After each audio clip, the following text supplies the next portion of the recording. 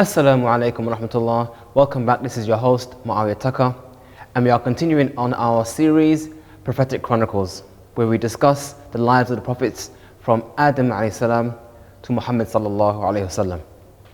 In previous episodes, we spoke about 3 prophets that were amongst their people before there was any shirk, before there was any idolatry. There were 3 individuals who taught the people about Tawheed, about the worship of Allah alone. That was Adam alayhi salam, Sheeth, and Idris.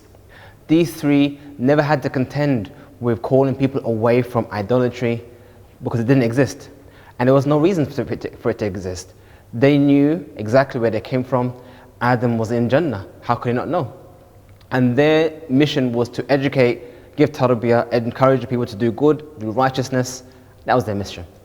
Then we discussed 3 prophets that were sent to their people to call them back to Tawheed.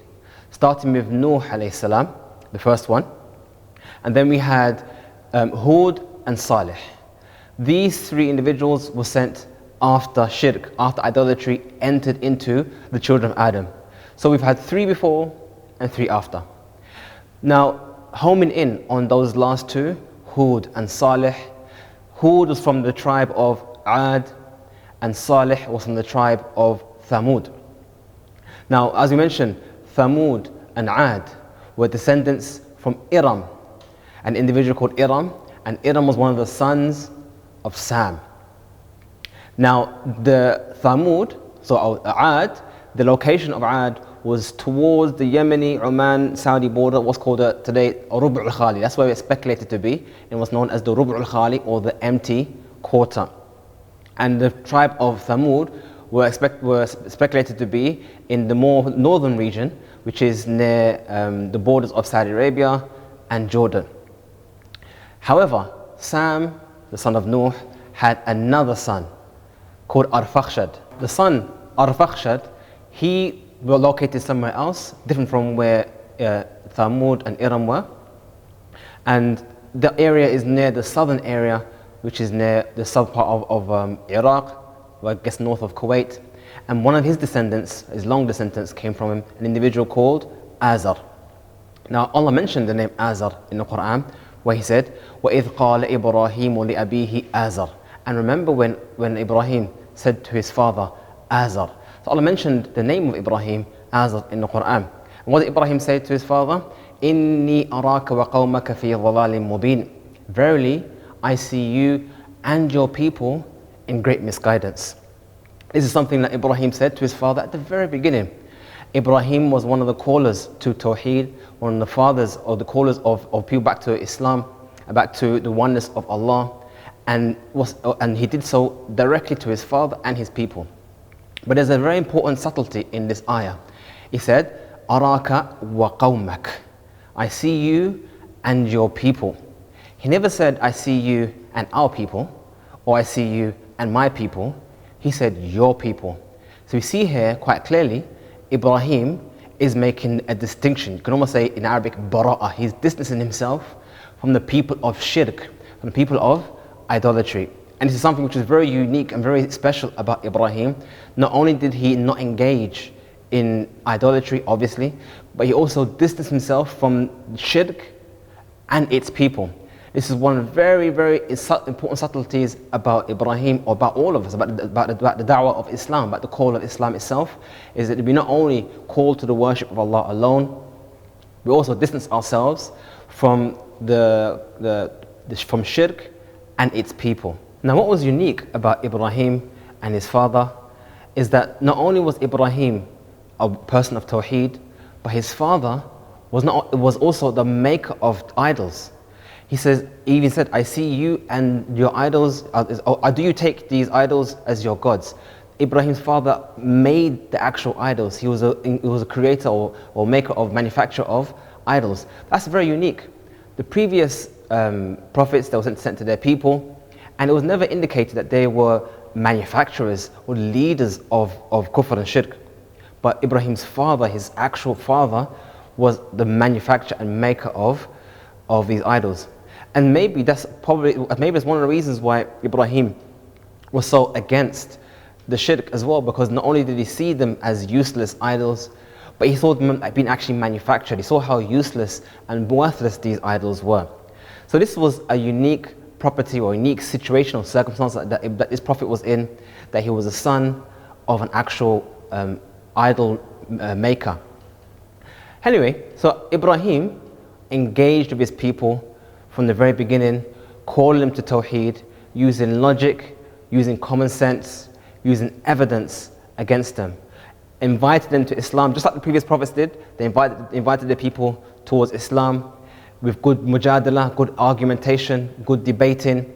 And these were the characteristics of Ibrahim, and Ibrahim was exceedingly good at this. From the examples that Allah has informed us of Ibrahim and how he called his people to Islam, to Tawheed, and gave them what's called good mujadala, good debating, was the incident where he engaged his people and he said to them, when he looked at the stars, he said to them in questioning and in observation of what they do, "This is my Lord, Hadha Rabbi, this is my Lord."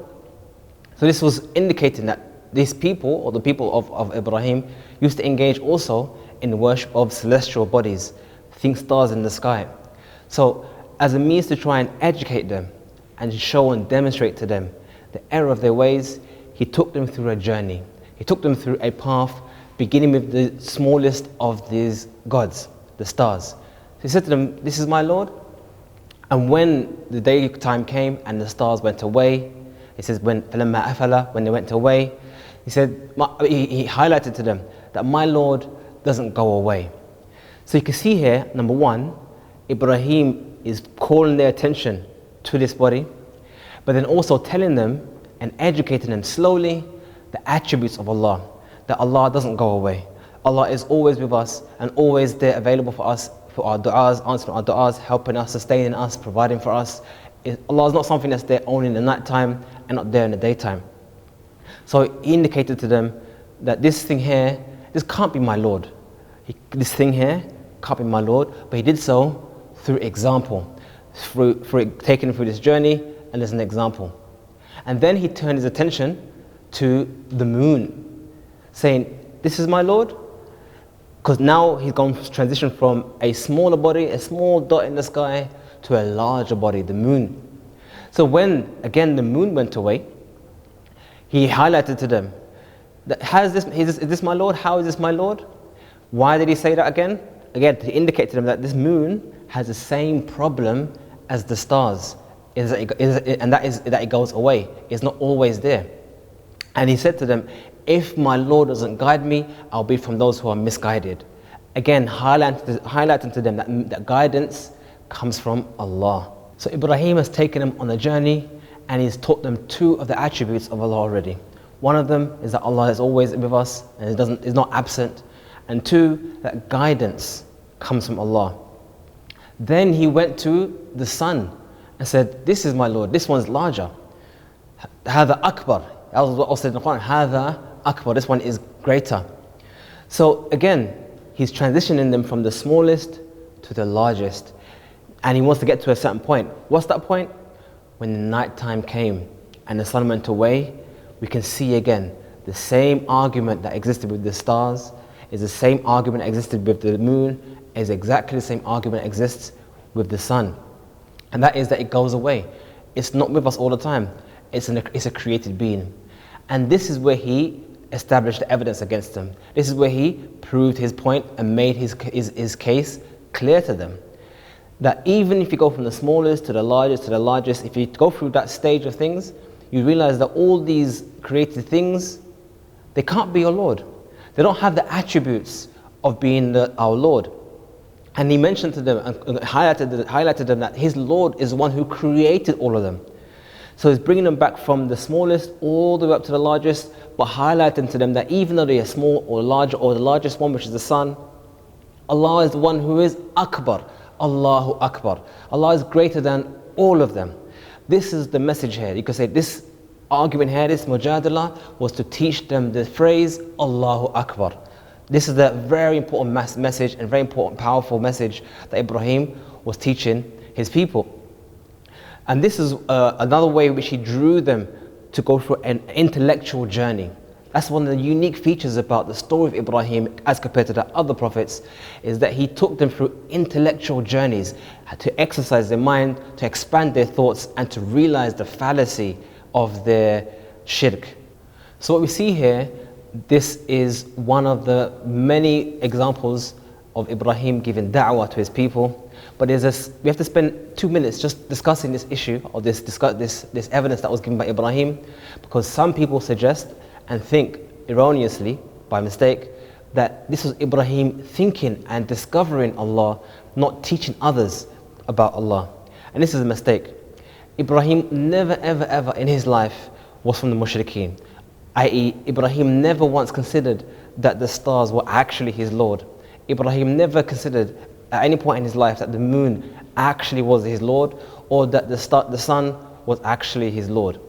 What we discussed was his transition in the people through stage by stage in a mode of argument, and this is something called in argumentation a Steelman argument. A Steelman argument is whereby you assume the validity of the argument of your opponent, and then you take apart the argument. So it's like saying, okay, let's assume that the stars or the moon or the sun is your Lord. Let's analyze that. Let's see, is that even possible? Is that true? That's called Steelman a person's argument, where you get the argument and you make it, assume it's correct, and then you take it apart. And that's exactly what Ibrahim is doing. But the question you may be asking is, what's your evidence for that? How can you prove that? Well, Allah said in the Quran that he لَمْ يَكُمْ مِنَ الْمُشْرِكِينَ. Ibrahim was never from the mushrikeen. And this is very, very important. لَمْ يَكُنْ, he was never, ever from those who committed shirk. Whereas if we suggest that he said, this is my Lord, that would mean, if you assume that this statement was a true statement and they actually believed that, that means that during that moment of time, when he said that and he believed it, he was from the mushrikeen. So we can't combine the two, him being a mushrik at some point and Allah saying he's never from the mushrikeen. Therefore, the only way to make sense of this story is through mujadala. And we see exactly that in the Quran, where Allah mentioned that they tried to give evidence against him. And he said, are you bringing evidence against me when Allah has guided me? In the end of that story, Ibrahim specifically said to the mushrikeen, are you trying to bring evidence towards me when Allah has guided me? So we see here that this was an act of debating. So the last incident that we have from Ibrahim giving da'wah to his people is where he was talking to them, engaging with them, telling them, asking them questions about their idols. And they obviously persisted and objected and said, no, this is our idols, we're going to follow our forefathers. That was the argument as always. And then he mentioned, Ibrahim said to himself, I'm going to make a plot to show you, to educate you about your idols. So when they went to go away, they invited him to come along to their Eid, to their parties, or to their celebration for their idol. And Ibrahim said, verily I am saqim, I am sick. As in he didn't want to go with them, and he remained where he was. So as everyone left the area, Ibrahim found the opportunity to teach them and to show them again the logic of Tawheed, the logic of worshipping Allah alone. So he picked up an axe and he went to the idols and he approached the idols and he said to the idols, do you eat? Do you drink?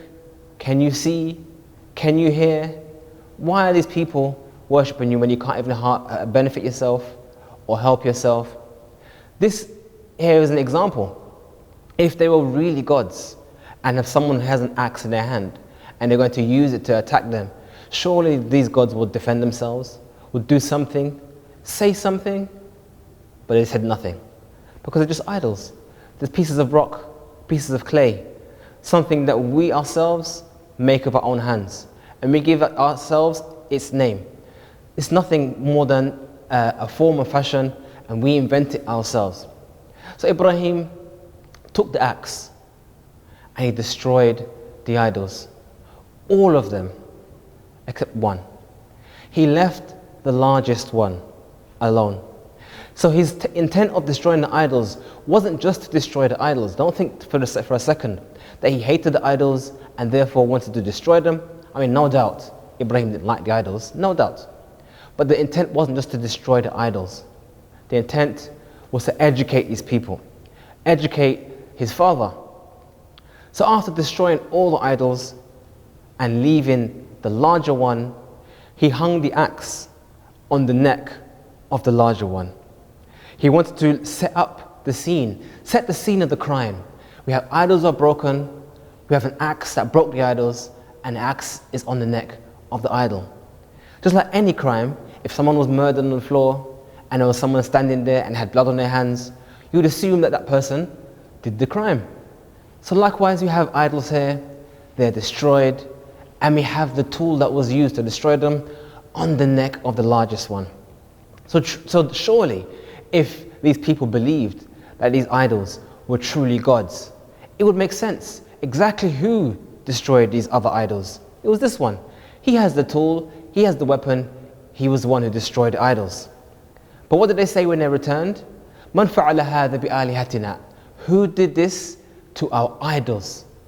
They never said the large one did it. They asked which human being did it. So one of them said, I heard something about Ibrahim speaking bad and ill of our idols.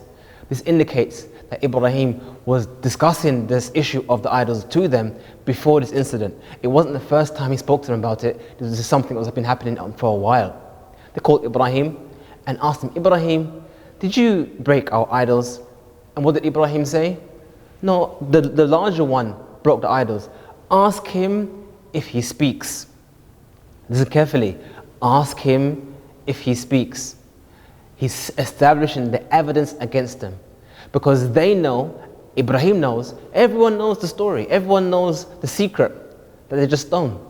So he said to them, ask them, if you really believe they speak, if they answer your du'as, answer your calls in the night time, give you children when you want children, give you food when you want food, if they do that for you, ask.